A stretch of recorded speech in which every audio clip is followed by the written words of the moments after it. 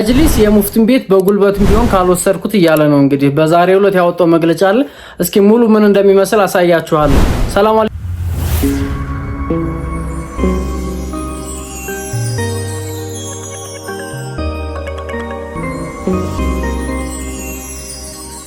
ሰላም አለይኩም ወራህመቱላሂ ወበረካቱ። ውድና የተከበራችሁ የአድናን በጥርዲን ኦፊሻል ተከታታዮቻችን እንዴት ናችሁ? ከኔ ጋር አልሐምዱሊላህ ረቢል ዓለሚን። ያው እንደተለመደው ቪዲዮን ከመጀመራችን በፊት ሰብስክራይብ ያላደረጋችሁ ሰብስክራይብ ያደረጋችሁ ቪዲዮን ላይክ፣ ሼር እንደዚሁም ደግሞ ደስ ያላችሁን ኮሜንት በመጻፍ ጀምሩት ማለት ነው። እንደተለመደው ከሰሞኑ የተቀዳሚ ሙፍቲ ሐጂ ዑመር ኢድሪስ ጉዳይ ያው በጣም ከባድ የሆነ ውዝግብን ሲያስነሳ የነበረ ጉዳይ ነው። ይህ ጉዳይም ታዳ ከመጀመሪያው ጀምሮ ስንመለከተው ማለት ነው በአረፉበት ሼክ ባረፉበት ወይም ደግሞ በሞቱበት ሰዓት ጀምሮ የነበረው ውዝግብ ነው ማለት ነው። ይህ ውዝግብም ታዳ ለምን በመኖሪያ ቤታቸው ወይም ደግሞ በሐሪማቸው ላይ ተቀበሩ የሚል ነበረ። ይሄን ተከትሎም ታዳ ብዙ ስራዎች ለመስራት ተሞክሮ በጣም ብዙ ስራዎች ከሽፈውባቸዋል ማለት ነው። መጀመሪያ ላይም ለምን በቤታቸው ይቀበራሉ የሚል ነበረ ማለት ነው ክርክሩ። ያንን ክርክር ጀመሩት። በዛ ክርክር መሃልም ታዲያ ከባድ የሚባሉ ነገራቶች ተፈጥረው ነበረ። ለሊት 9 ሰዓት ላይ መጥቶም በቤታቸው መቀበር አይችሉም ለምን የሚል ከባድ ውዝግብ ውስጥ ተገብቶ ነበር ማለት ነው። ያ ካለፈ በኋላና ደግሞ የሙፍቲ ወዳጆች ወይንም ደግሞ ከሙፍቲ ጋር ያሉት ሰዎች አይመለከታችሁም እኛ ያለን ይቀበራሉ የሚል ምላሽ ሰጥተው ነበር። ታዲያ ይሄንንም ደግሞ እንደዚሁ ይቀበሩ የሚሉ አሸንፎ ከተቀበሩ በኋላም ደግሞ የተቀበሩበት ቦታ ልክ አይደለም፣ ከተቀበሩበት ወጥተው ወይንም ደግሞ ከተቀበሩበት ከሐሪማቸው ላይ ወጥተው ሌላ ቦታ ላይ መቀበር አለባቸው የሚል ሌላ አጀንዳ ሰጥተውት ነበር ለህዝቡ። እና ኡስታዝ ያሲን ኑሩም ያው እንደምታስታውሱት ሚዲያ ላይ ወጥተው የተሰራው ስራ ትክክል አይደለም፣ መጅሊስ ሌላ እርማት ሊሰጠው ይገባል ወይም ደግሞ በሌላ አገላለጽ ከተቀበሩበት ወጥተው ማለት ነው ሌላ ስራ መሰራት አለበት የሚል ምላሽ ሰጥተው ነበረ ማለት ነው። ያም ደግሞ ሳይሳካ ቀርቶ በቤታቸው ላይ ተቀብረዋል። ከዛ በኋላ ደግሞ አሁን ከሰሞኑን ደግሞ መጅሊስ አዲስ ነገር አምጥቷል። ይሄ ያመጣውም ነገር ምንድነው? ተቀዳሚ ሙፍቲ ሐጂ ዑመር ኢድሪስ በስማቸው የተቀበሉት በስማቸው ካርታ ያወጡለትና በግል የጠየቁት ቦታቸው ነው። ያ ቦታ 8000 ካሬ ቦታ ተቀብለዋል። ከዛ ከ8000 ካሬ ቦታ ውስጥ ማለት ነው 1000 ካሬውን ለመቃብር ቦታ አወለዋለሁ ብለው ሐሪማቸው ላይ ያለውን ቦታ አድርገውት ነበረ። ይሄን ተከትሎም ታዲያ መጅሊሱ እኔ ራሴ ማስፋፊያ ጠይቄ በእኔ ቁጥጥር ስር እንዲተዳደር አደርጋለሁ ብሏል ማለት ነው በዛሬ ባወጣው መግለጫ ላይ። ይሄም ታዲያ በሱፊያው ላይ ከባድ የሚባል ወቀሴታን እያስመጣባቸው ይገኛል።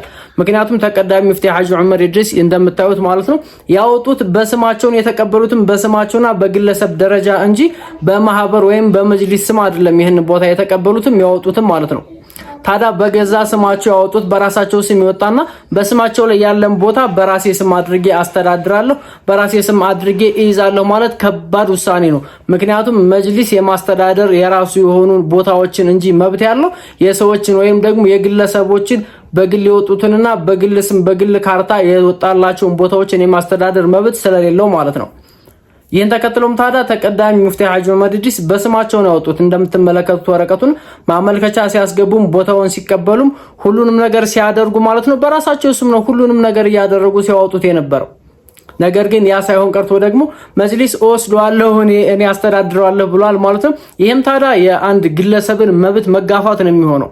ወይንም ደግሞ አንድ ግለሰብ በስሙ ያለን ቦታ በስሙ ያለን ይዞታ እኔ ወስዷለሁ እኔ ካንተ ላይ መንጠቅ እችላለሁ አይነት የጉልበተኛ አስተሳሰብ ነው ማለት ነው። ይሄ ምንም አይነት ተቀባይነት የለውም። ምክንያቱም እንደ እስልምናም እንደ ሸሪዓም እንደ ህግም የማያስኬድ ነገር ስለሆነ ማለት ነው። ልጆቻቸውንና ቤተሰቦቻቸውን አመካክረን ነው ወይም ደግሞ አወያይተን ነው ይሄን ነገር የምናደርገው የሚል ምላሽ ሰጥቶ ነበር መጅሊሱ።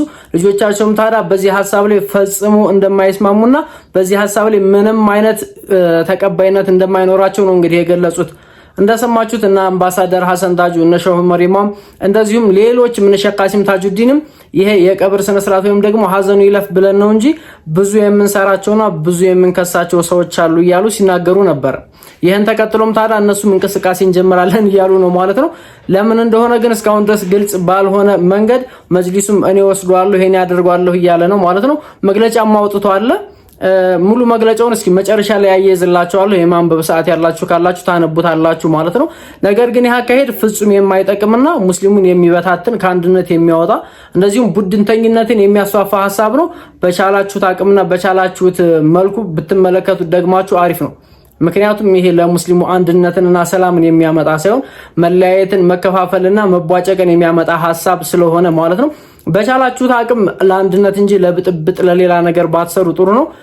እስኪ ሰፋ ባለ ቪዲዮ ደግሞ ተመልሼ እመጣለሁ። ያው ሰብስክራይብ ያላደረጋችሁ ሰብስክራይብ አድርጉ። ሰፋ አድርጌ ደግሞ ሙሉ መረጃዎችን አገዤ የሚመጣ ይሆናል ማለት ነው በቀጣይ ቪዲዮ። ወሰላሙ አለይኩም ወራህመቱላሂ ወበረካቱ።